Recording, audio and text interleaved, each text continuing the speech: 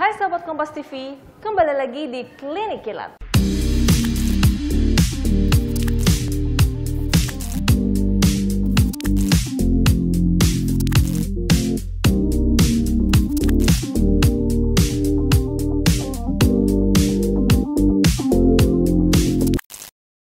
Metode transfusi darah banyak dilakukan di ragam penyakit, di antaranya anemia grafis, pendarahan, myelodysplastic syndrome, hingga talasemia.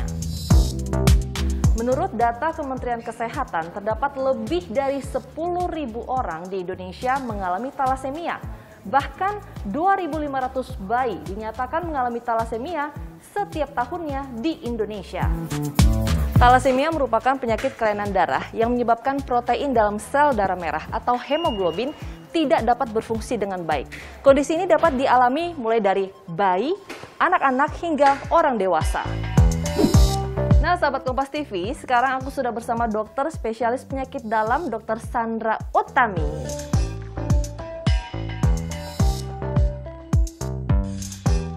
Halo. Ya, nanti kita akan ngobrol ya dok terkait talasemia dan kemudian pengobatannya seperti apa yang harus sahabat Kompas TV ketahui tentang talasemia. Talasemia itu suatu kelainan genetik, di mana terjadi gangguan produksi dari sel darah merah. Penyebabnya itu adalah karena adanya mutasi dari DNA seorang pasien, di mana tidak terbentuk protein yang namanya hemoglobin, yang terdapat di dalam sel darah merah. Sehingga sel darah merah yang dihasilkan itu kualitasnya tidak baik dan gampang sekali pecah.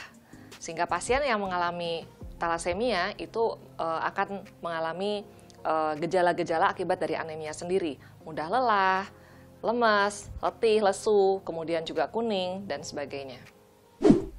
Jadi talasemia itu karena dia merupakan suatu kondisi di mana sel darah merahnya itu rusak ya, jadi diproduksi tetapi dengan kualitas yang tidak baik, sehingga sel darah merah ini dipecah. Nah, anemia itu adalah suatu kondisi di mana sel darah merahnya itu kurang. Sel darah merah dalam tubuh seseorang itu kurang. Jadi kalau sel darah merahnya kurang, itu yang kita sebut dengan anemia. Sehingga itu mulai muncul keluhan-keluhan seperti lemas, letih, lesu, cepat capek, dan sebagainya. Nah, anemia sendiri itu bukan hanya miliknya talasemia. Jadi anemia itu bisa disebabkan oleh banyak hal yang lain. Contohnya kekurangan zat besi, atau kekurangan asam folat, atau kekurangan zat vitamin B12. Itu semuanya juga bisa menyebabkan anemia. Nah, talasemia sendiri juga salah satu penyebab terjadinya anemia. Perdarahan juga bisa menyebabkan anemia. Talasemia itu bukan penyakit yang menular. Jadi, karena talasemia ini adalah suatu penyakit yang disebabkan karena kelainan genetik, maka yang mengalami talasemia ini adalah orang-orang yang dilahirkan dari orang tua yang memiliki gen talasemia sendiri. Nah, jika seorang anak lahir dari salah satu orang tua yang memiliki kelainan genetik untuk talasemia, maka anak yang dilahirkan ini memiliki resiko untuk mengalami talasemia minor.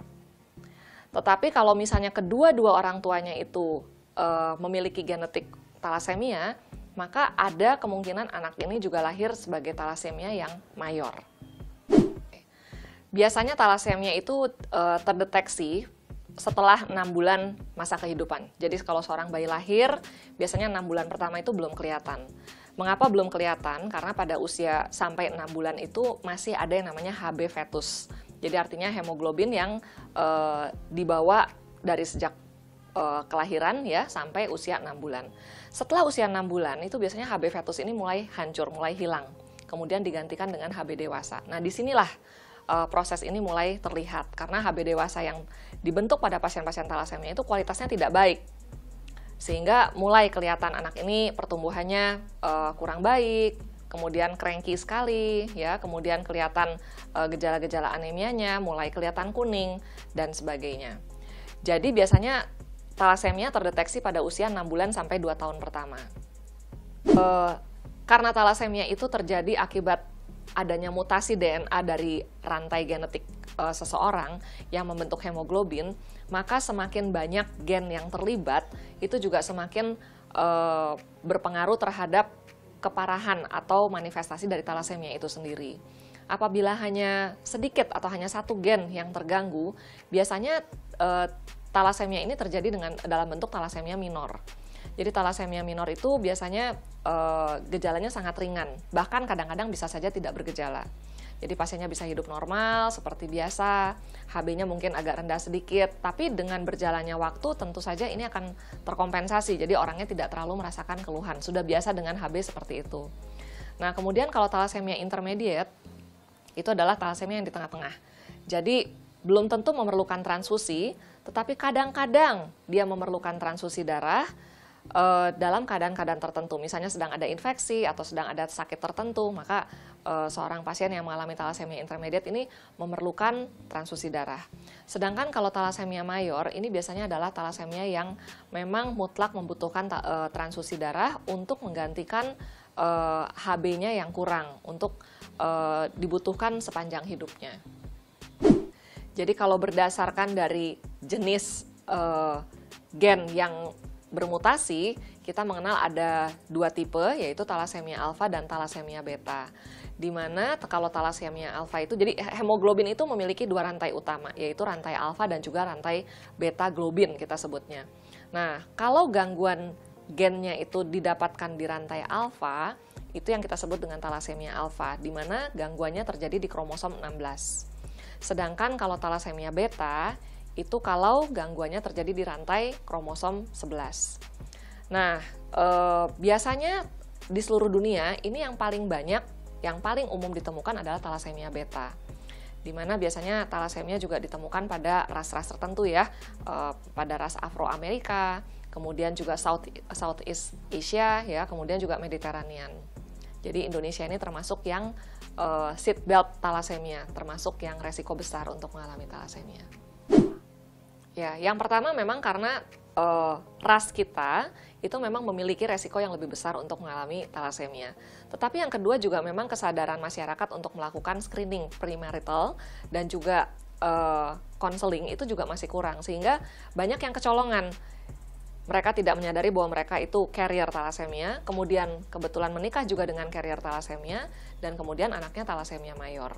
Sebetulnya kalau hal ini bisa disadari dari awal, screening ini bisa juga dilakukan dari awal sejak pada masa kehamilan. Dan juga terutama persiapan mental ya, mental, finansial, dan sebagainya untuk pasangan-pasangan yang akan menikah. Jadi ada physical profile yang khas ditemukan pada pasien-pasien talasemia mayor terutama ya.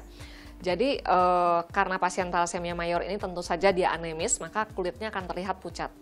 Dan karena terjadi pemecahan sel darah merah atau eritrosit yang berlebihan, maka akan terjadi peningkatan dari kadar bilirubin, sehingga pasiennya juga akan terlihat lebih kuning. Kalau diperhatikan sklera matanya atau bagian putih dari mata itu akan terlihat lebih kuning.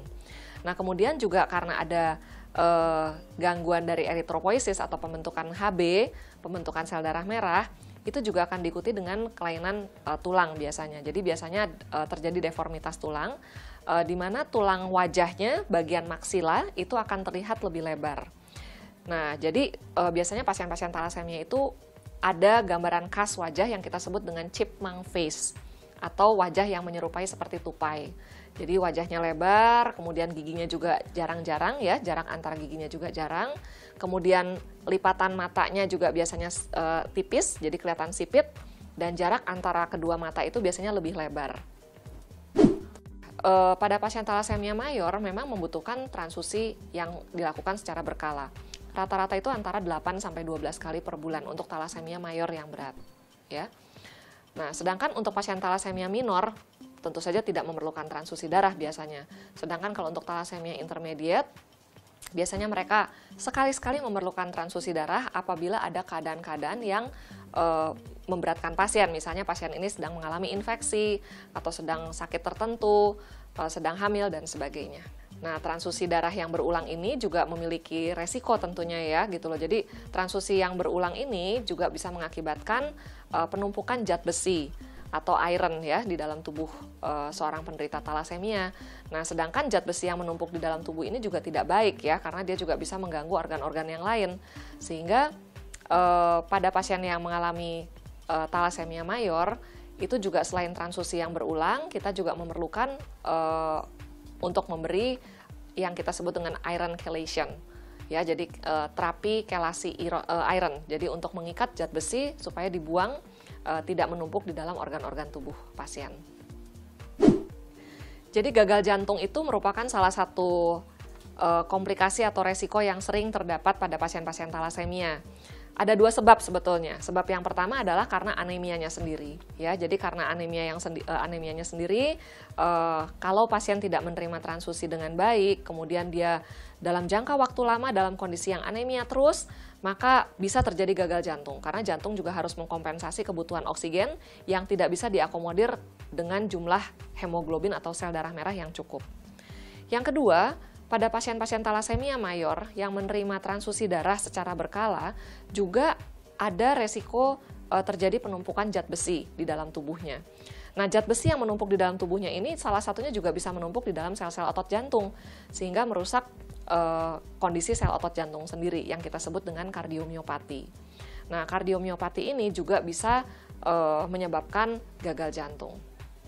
Nah, oleh sebab itu, untuk mengatasi hal ini, pasien-pasien dengan talasemia yang menerima transfusi berulang harus menerima juga iron chelation therapy untuk mengikat zat besi dan dibuang tidak menumpuk di dalam tubuhnya.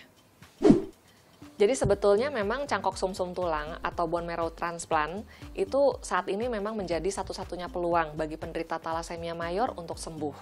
Tetapi juga memang terus terang bone marrow transplant bukan merupakan prosedur yang mudah dan simpel untuk dilakukan.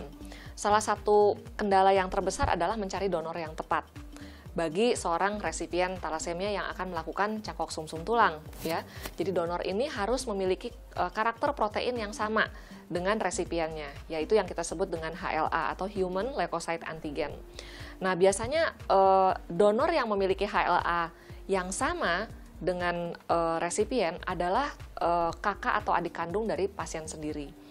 Dan itu juga tidak mudah ya untuk didapatkan ya, karena kalau seandainya katakanlah kita mau cangkok sumsum tulang dari adik atau kakaknya pasien, belum tentu juga adik dan kakaknya ini tidak talasemia, bisa saja dia juga mengalami talasemia minor atau talasemia trait ya gitu loh. Jadi ini adalah hambatan yang terbesar sebetulnya. Nah, kemudian kita juga harus memikirkan soal biaya, perawatan dan sebagainya ya, sehingga pada saat ini memang yang paling visible perawatan untuk talasemia mayor adalah dengan transfusi secara berkala. Jadi proses BMT ini sebaiknya dilakukan sebelum usia 14 tahun. Nah, pada dasarnya proses BMT ini memang tidak semudah yang kita bayangkan. Ada donor langsung cangkok, itu nggak seperti itu. Jadi biasanya pasien-pasien resipien talasemianya ini akan dilakukan kemoterapi dulu, kemudian baru diberikan cangkok sumsum tulang ini. Tentu saja seorang penderita talasemia bisa dan boleh saja menikah, itu hak asasi manusia ya sebetulnya. Nah, tetapi memang ada hal-hal yang perlu diperhatikan, yaitu kita tahu bahwa karena talasemia ini adalah suatu kelainan genetik dan bisa diturunkan kepada anak-anaknya, maka seorang penderita talasemia kalau mau menikah juga tentu saja harus melewati screening premarital ya, dan disinilah pentingnya screening premarital dan juga konseling sebelum menikah dan memiliki anak ya. Nah, kemudian yang kedua juga seseorang yang mengidap talasemia itu juga memiliki resiko untuk terjadi infertilitas atau kesulitan untuk memiliki keturunan. Mengapa? Karena biasanya talasemia itu yang terutama mereka yang membutuhkan transfusi berulang akan mengalami penumpukan zat besi di dalam tubuhnya. Dan zat besi ini juga bisa menumpuk di dalam organ-organ endokrin sehingga bisa mempengaruhi kesuburan. Nah, yang ketiga juga seorang wanita yang talasemia apabila menikah, kemudian hamil, nah pada saat kehamilan ini biasanya juga akan mengalami kebutuhan yang meningkat untuk transfusi darah. Jadi thalassemia carrier atau trait ini adalah seseorang yang memiliki kelainan genetik juga terhadap thalassemia ini, tapi hanya satu gen yang terganggu. Jadi kalau dia menikah dengan seseorang yang tidak memiliki gen thalassemia, anak-anaknya memiliki resiko juga memiliki thalassemia minor. Tetapi kalau seorang thalassemia carrier menikah dengan sesama carrier, maka resiko anaknya memiliki thalassemia mayor juga menjadi lebih besar. Jadi biasanya thalassemia carrier itu tidak bergejala, tidak memiliki keluhan apapun. Tetapi karena ada gangguan genetik inilah yang memberikan resiko lebih besar terhadap kemungkinan talasemia pada anak-anaknya. Jadi talasemia itu tidak bisa sembuh tanpa dilakukan bone marrow transplant. Itu akan diidap seumur hidup, sehingga penanganan dan salah satunya transfusi darah yang berulang itu juga akan dibutuhkan seumur hidup. Ya, jadi dalam proses transfusi darah tentu saja diperlukan donor darah. Dan donor darah ini yang memang memerlukan kerelaan dan juga hati yang terketuk dari para pendonor. Ya, jadi saya sendiri sangat mengencourage untuk teman-teman semua yang memiliki kemampuan dan tidak memiliki kontraindikasi untuk melakukan donor darah, karena setetes darah Anda itu memang sangat membantu sekali untuk pasien-pasien talasemia. Ya sebenarnya semua bisa dikomunikasikan sih, sama seperti aku dan istri. Ya kita sebelum nikah udah fix cek darah dulu, premarital test. Setelah tahu Lita bener-bener clean, nggak ada gen pembawa talasemia, baru aku berani ngajak nikah gitu loh. Kayak disuntik hari Jumat, aku langsung muntah-muntah, aku langsung berasa kayak orang sakit, demam, menggigil, dan aku nggak bisa bangun dari tempat tidur almost like a week. Jadi aku